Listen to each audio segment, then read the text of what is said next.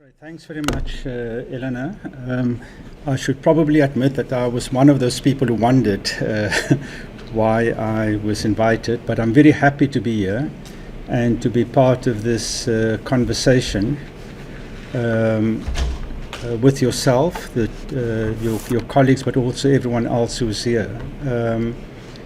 I should just say that I am entering this conversation, as someone who works in the history workshop at the University of the Witwatersrand, and therefore am principally interested in social histories and also in public history. Before I start, Elena, if someone could just indicate to me at maybe half an hour, so that I know when to wrap up, please. But I'm also taking my specs off so I can see my screen properly. So if you could really kind of wave properly, okay? Okay. So I thought that what I should do is really provide an overview of the way that social history evolved in South Africa, with a particular focus on some aspects of the way that women have been represented in the evolution of that social history.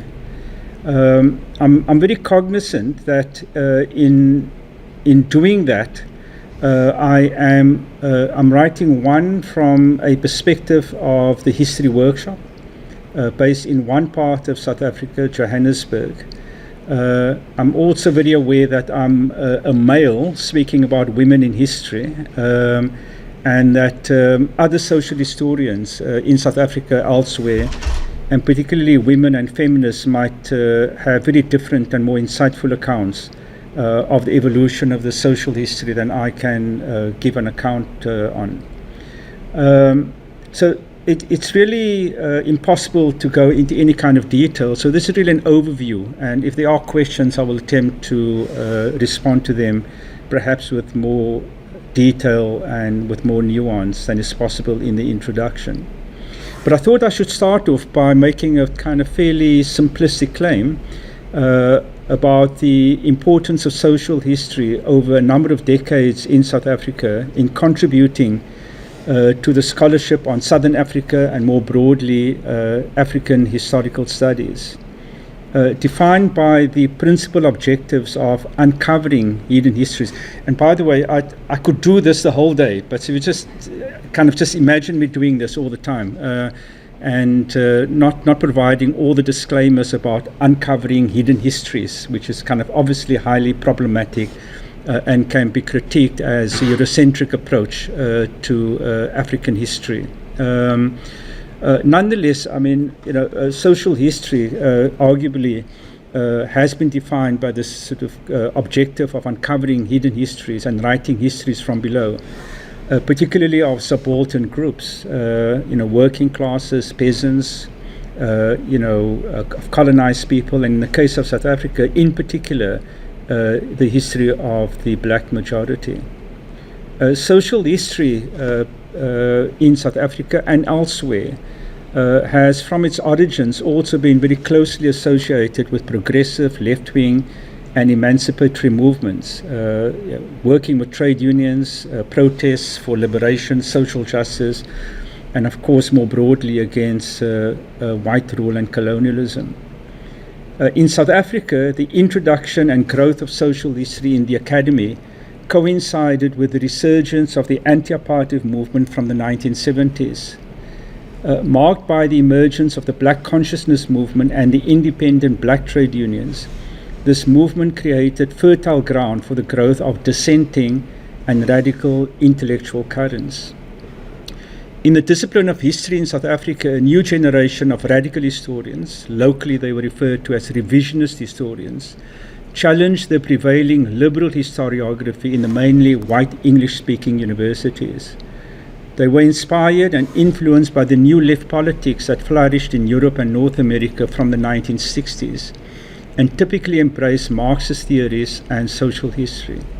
With scholars from other disciplines, They created communities of scholars across disciplines who undertook research on various aspects of broader African history, on pre-colonial societies, the development of capitalism, making of the working class and communities, and of course resistance. In a sense, one could argue they worked against what Jacques de Pulchon referred to as the silencing of African histories.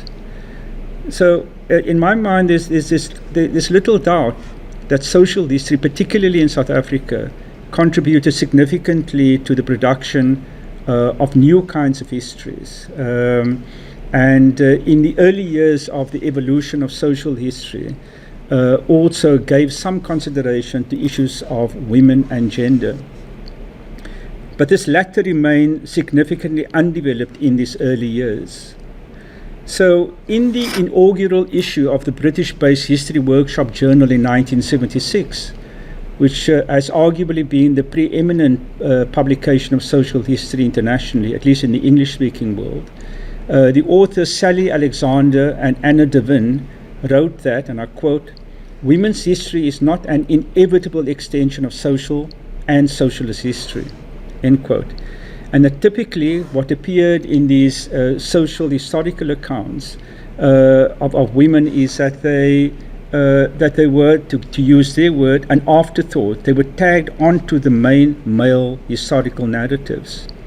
A core concern of many social historians at the time was the working class, this big category of the working class. Alexander and Devin charged that the central social category generally referred to men. Women were written in as wives, mothers, and daughters. In fact, women were peripheral in labor history. And, to quote them again, "When capitalism has been placed under critical scrutiny," they explain, "divisions other than that between labor and capital tended to be ignored. The effect of such neglect," they insisted, was also the impoverishment of social history. These critiques were timely and insightful. Apologies, my screen is moving around. Of course, this applied not only to social history and other fields of history, but also to other disciplines. The critique was appropriate for the first wave of revisionist historiography in South Africa in the 1970s, which also, like other social history, focus on large-scale processes. So the making of South African society, from the time of colonialism, imperialism, industrialization, and tended to focus on, macro categories of race, class, and nation. And these all tended, as feminist scholars increasingly indicated, to be dominated by androcentric approaches, male-centric approaches. In 1983, a founding member of the History Workshop in South Africa, Belinda Bozzoli, published a seminal article entitled "Marxism, Feminism and South African Studies," in which she argued that, and I quote, "the recent radical revision of South African history, sociology and politics has not, by and large, been interwoven with feminist reinterpretations of conventional wisdoms." So notwithstanding this kind of radical and revisionist historiography that claimed to rewrite, conventional histories, the work of feminists that had evolved, particularly again from the 1960s, but also before, had in fact not yet found a way in this new these new disciplines. She observed that despite the growth of interest in the study of women in South Africa, this field has remained largely segregated. Belinda argued against the ghettoization, urging radical scholars to engage feminist theoretical frameworks and, for writers concerned centrally with analysis of gender, to extend their findings into wider fields of social analysis. This kind of critique from feminists had an impact. So in the 1980s, there was certainly considerably more scholarship on women and gender for a number of reasons. One was this kind of critique by feminists, but also, and for me this is quite important, at least in South Africa, but I imagine this applies elsewhere, is that scholarship was influenced by a rise of the feminist movement itself as part of the anti-apartheid movement. One of the consequences of which was that more activists and more women entered the academy and engaged research on their own terms.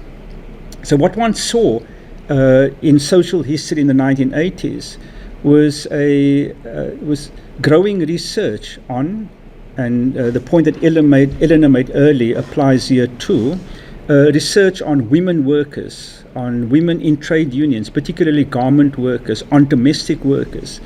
By the late 1980s and early 1990s, there were major histories of women and at work, and very importantly, women in resistance.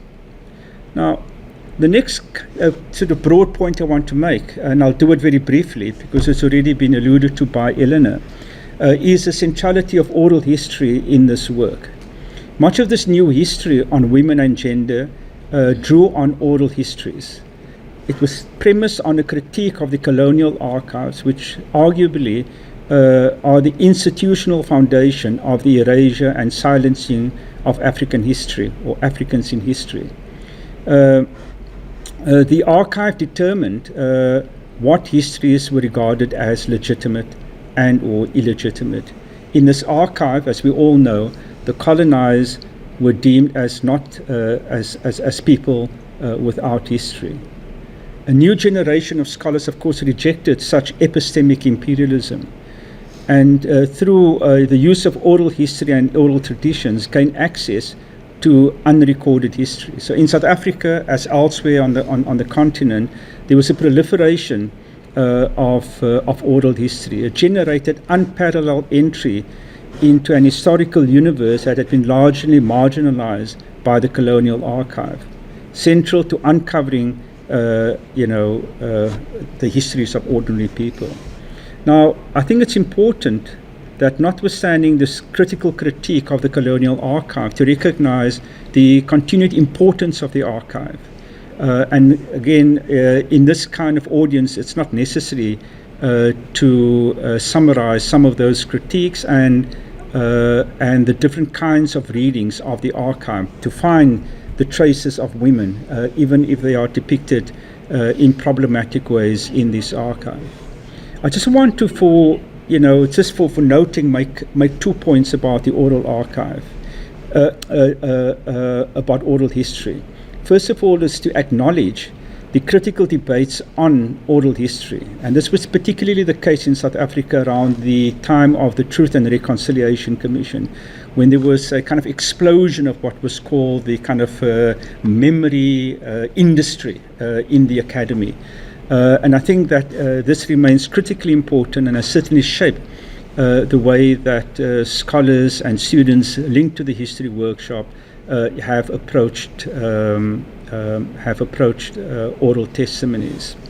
Secondly, I want to say very briefly that we have found in our work the use of life history interviews as perhaps the most productive way of undertaking or using oral history.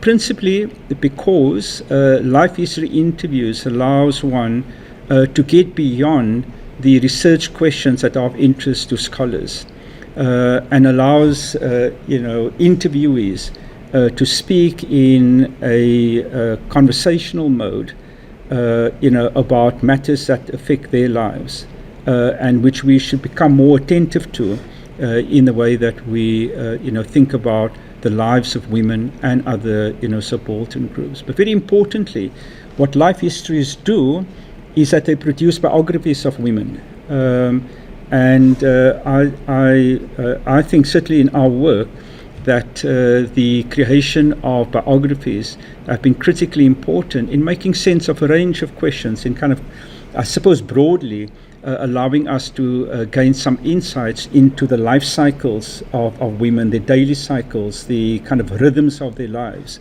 and in relation to the division between formal work and other kind of work. I don't think informal captures all of that. Other kinds of work, the kind of different rhythms of women's life cycles are important to gain insights into.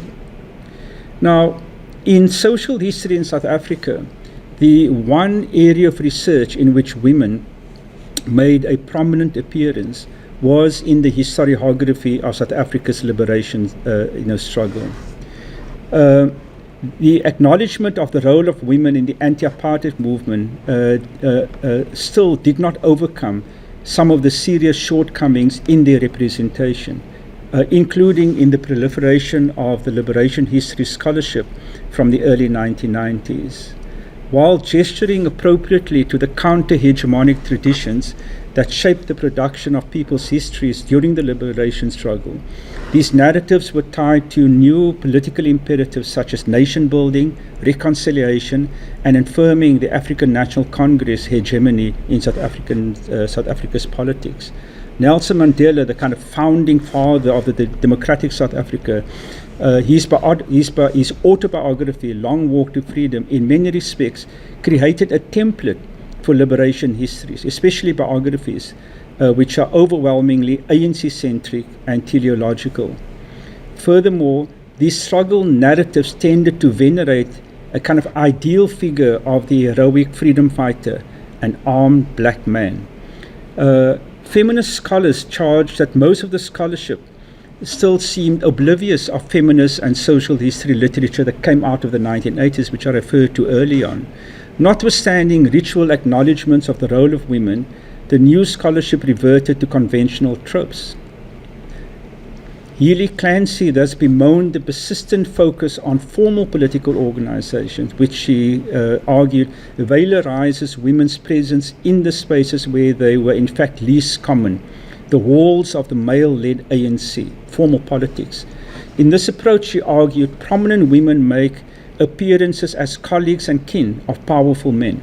Largely absent in these studies are women's groups, the family, and various non-institutional structures that were far more central to women's politics than the political parties.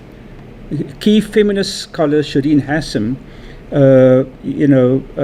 argued that women in this kind of scholarship were represented as auxiliaries. For most of the 20th century, she wrote, women were second-class members of the ANC and other liberation organizations.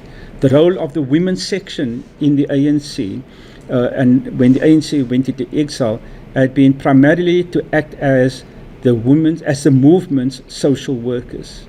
So from the 1980s, influenced by scholars like Hassan and others, there was a wave of feminist approaches to producing liberation histories.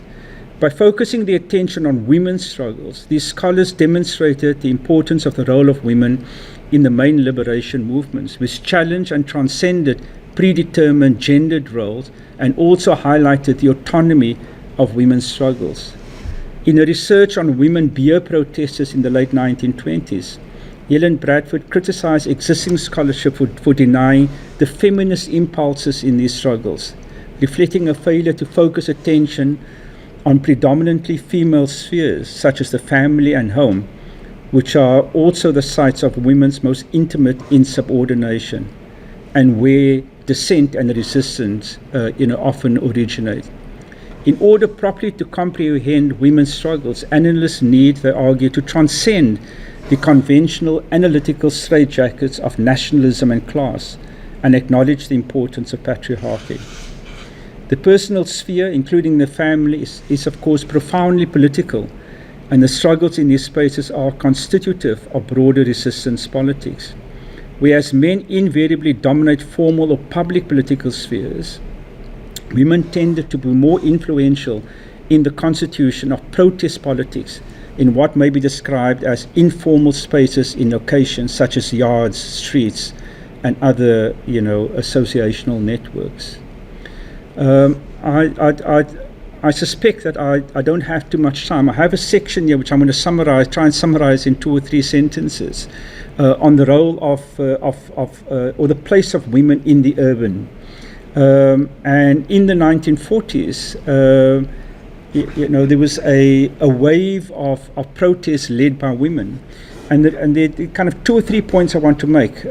First of all, and I think this may relate to some of the issues that Eleanor raised, is that in South Africa, because of the way that capitalism developed and because of the kind of division between the rural areas and the urban areas and the centrality of migrant labor, women were, until the late 1940s or until the mid 1940s, underrepresented in the urban areas.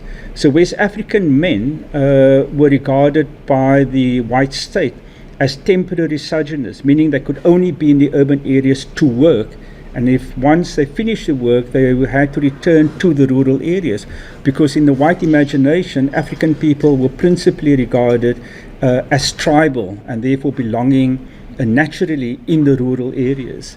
And this has been the kind of the main focus of South African historiography. But over time, African men settled in the urban areas because the South African capitalist economy depended almost entirely on African male labor. And so the place of African women in this world was even more precarious, because until the 1960s, late 1960s, 1970s, there were very few opportunities for African women in the formal economy. In fact, even domestic work or African women entered domestic work quite late. And in the factories, there were very few opportunities for African women. So in a sense, the place of African women in the urban areas has always been precarious. They were almost excluded until the 1970s, from the formal economy, with some important exceptions.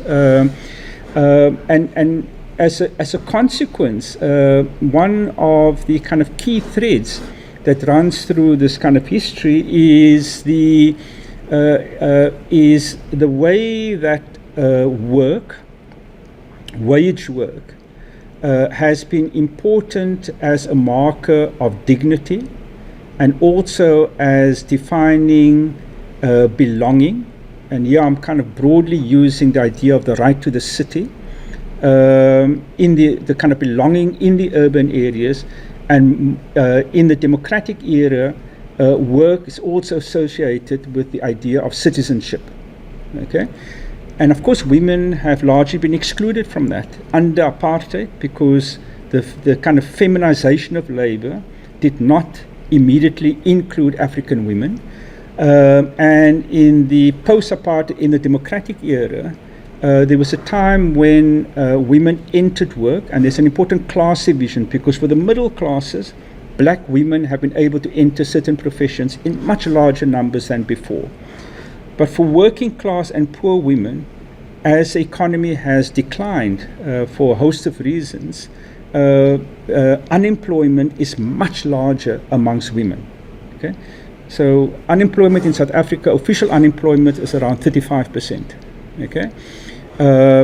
And for women and for young people, it's closer to 50%, and in some parts of the country, closer to 60%. So what one sees, therefore, and this the broad point I'm making is about the historical exclusion of women from the formal economy under different circumstances, and the way that women had to create work in the urban areas and also in the rural areas outside of formal work. I was going to make some points about work and the creation of the African middle class, the kind of new African in the 1920s and 1930s, and the way, and again, the kind of limited opportunities that were available to the African elite in the urban areas. And there were kind of very narrow opportunities, such as in social work, in teaching, and in the medical profession. Now, in the kind of 10 minutes I think that I've left, I'm going to come to the main part of my talk. Okay, and so the kind of broad argument, and I think I'm not going to be able to read everything, but I'm going to try and summarize my arguments. Social history has made important contributions, but about 10-15 years ago, in the history workshop, we realized that the kind of category of social history, the kind of sub-discipline, did not resonate with young people, with graduate students, and we was kind of scratching our head about how we could attract as Eleanor said, the smartest young people into our discipline, into the research that we're doing. And we realized that perhaps there was a kind of a generational problem in the way that these disciplines were constructed. And by simply kind of flogging the same horse, which inspired us, it did not have the same effect on the younger people. What we did was to turn to the idea of the everyday and the local. And in this way, we thought that we could ask similar questions, but also different questions that drew on the kinds of experiences, the ideas, the questions that young people, were raising. So we realized that the idea of the everyday, which of course has a long genesis, and again, there's no time in this kind of room, and I imagine many people are familiar with the way that the idea of the everyday in scholarship has evolved through, contributions of Lefebvre, de Soto, African scholarship by people like Andreas Eckert and others.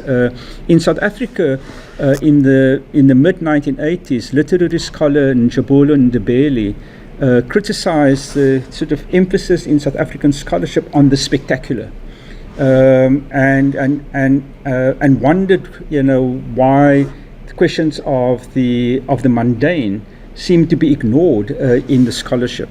And so we sort of drew on this kind of critique, and following people like Lutke and others who kind of argued that rich analysis of ordinary people's kind of housing and homelessness, clothing, nakedness, eating habits, hunger, people's loves and hates, their memories, anxieties. In other words, the kind of the affective dimensions, would be, important avenues of research. So we kind of constructed a number of research projects which didn't take us away from a core interest about kind of emancipatory politics. But we inserted into that research the idea of love and revolution, which of course again is a kind of old concept, but allowed us to ask questions about different ways of doing politics, and particularly place women activists more centrally into the different ways of making politics.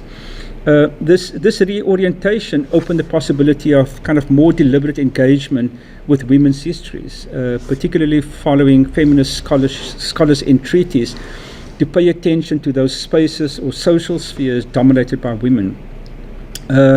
We also found, and again, I can only say this in a sentence, that the local scale allowed us to get much closer to the experiences of women.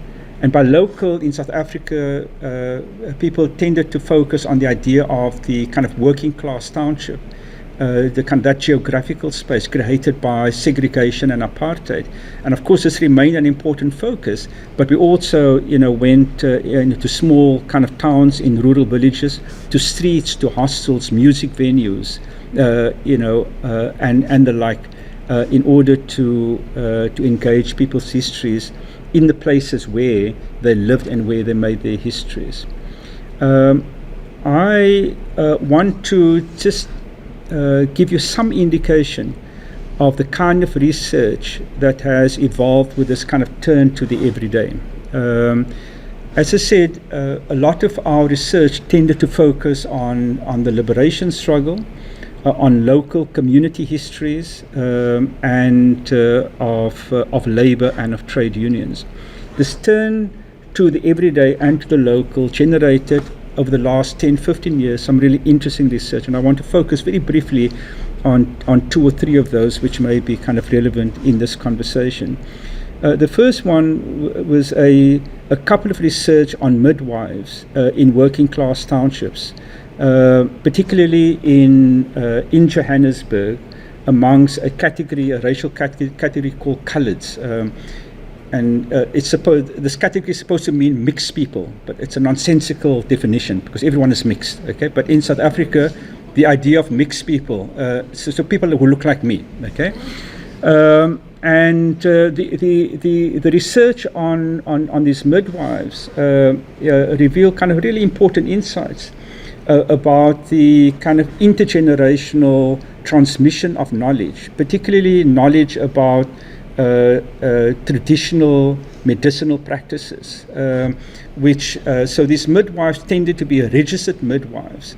So they were recognized and trained in kind of Western medicine. But in fact, they used non-Western medicine in most of their kind of midwifery activities. And so there was both a sort of the transmission of generational knowledge, and also the role that they played, and sort of negotiating the spaces between these between formal, medical practices, the hospitals where they were registered, and the sort of informal networks. And it was, people from the communities tended to rely on them more for the latter. They kind of recognized that they had this sort of formal role. But that midwifery was more than just being present at the birth. It was a role that they played, before birth and after birth, and in creating communities of women, particularly of care. Okay, and this was really principally, this was a kind of a principal kind of finding of the research, that it was both the knowledge of traditional medicine, but also the role that they played as caregivers, amongst women and in families, that gave them historically an important role. The second one I want to focus on is really about a research project that we've been undertaking in South Africa's largest township, Soweto, which has many components to it. But one of the components is, in fact, on the changing patterns of women at work. So in one of the kind of parts of Soweto, we've had a couple of students who've undertaken research on the historical evolution of women at work. And again, this raised a number of important insights. As I said previously, African women in particular were largely excluded from formal work. So domestic work was the main sphere of employment. Over time, particularly from the 1970s, more black women entered formal work, mainly in the retail sector.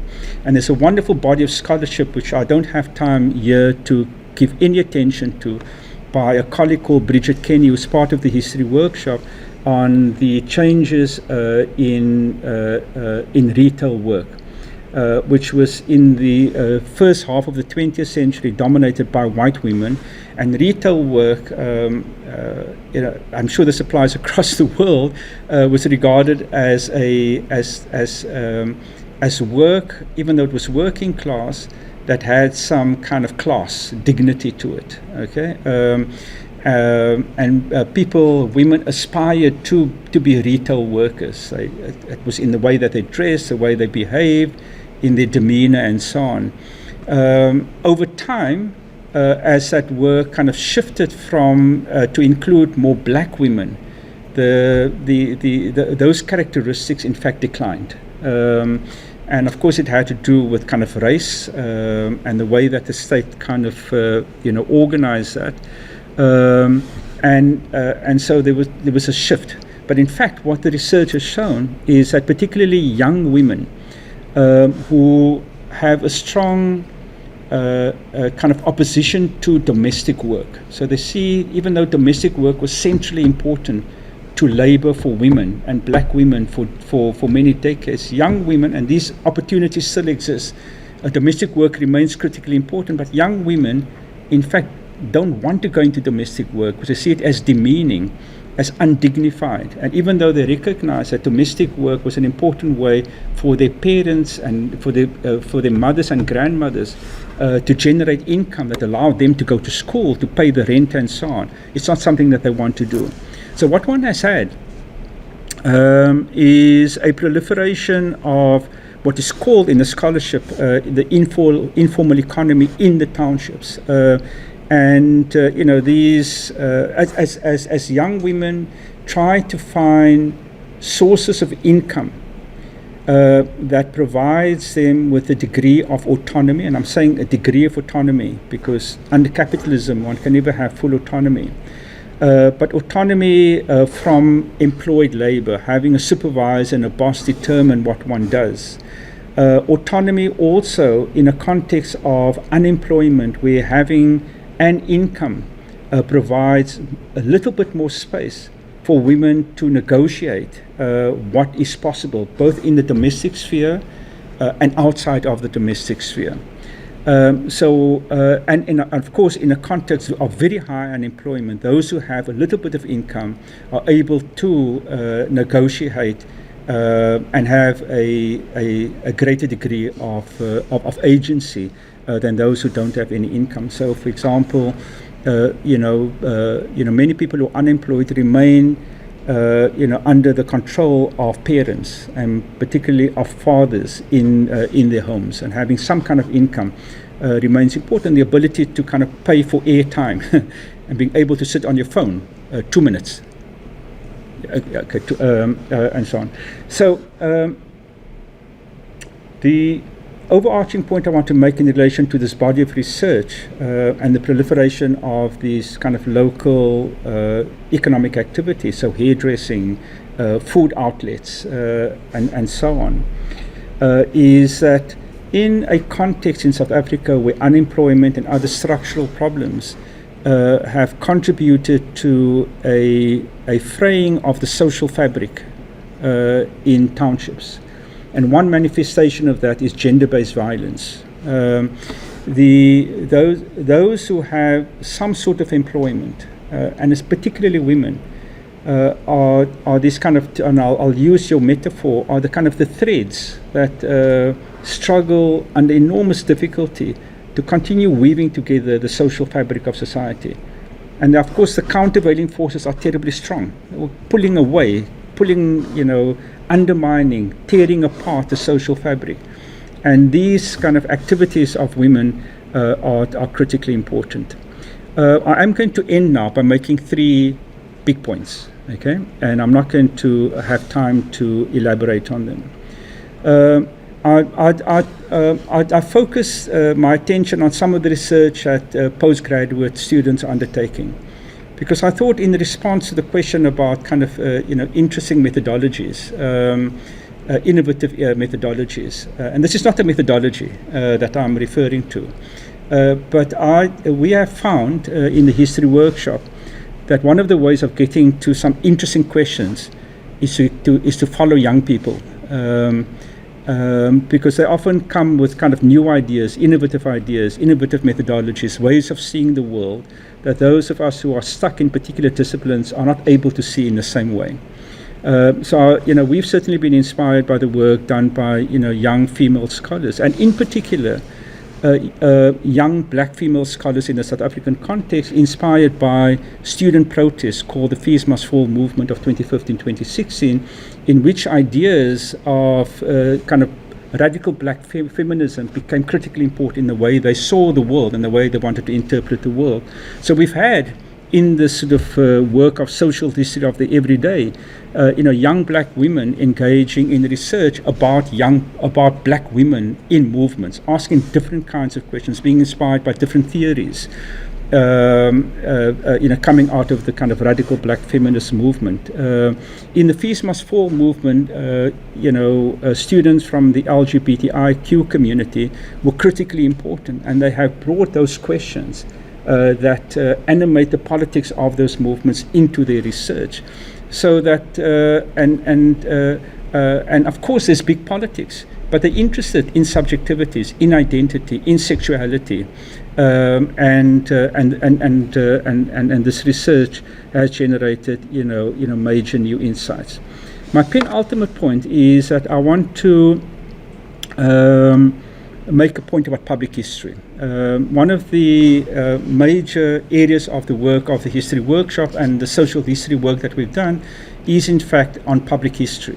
And what we have found in the last, in many years, we've been doing this for decades, but in the last 10 years or so, is that, the public history work that we've undertaken in communities with trade unionists, having young black trade unionists interview and write the histories about older, women trade unionists, has been critically important in generating intergenerational conversation, but also allowing the women that were typically subjects of our research becoming the producers of their own histories. And that in and of itself, produces knowledge that those of us who are not in those spaces where women work and they engage themselves, would not know about. The final point I want to make, and I'm really sorry for kind of rushing through this kind of second part of what I wanted to say, is the need for archives. I started off by, and I think we all very aware of this, but criticizing the colonial archive. I think that places an enormous responsibility on contemporary researchers to create our own archives. Without creating our own archives, we will in 20 years' time ask the same question. A really, really interesting and insightful question about creative methodologies to get to the histories of people. Now we will. That's a long-term and slow work, right? But we have a responsibility to create archives so that future generations who want to ask similar questions, maybe different questions, will be able to go to archives that have not been constructed by colonial powers, that have not been constructed principally through Eurocentric knowledge systems, but archives that have a different intentions, that are produced differently, have different knowledge in them. Imagine the place of women, African women, differently. If we can contribute to creating those archives through the kind of project that Elena and others are leading, I think that we'll also be making a wonderful contribution, not only to current scholarship, but also to future scholarship. Thanks very much.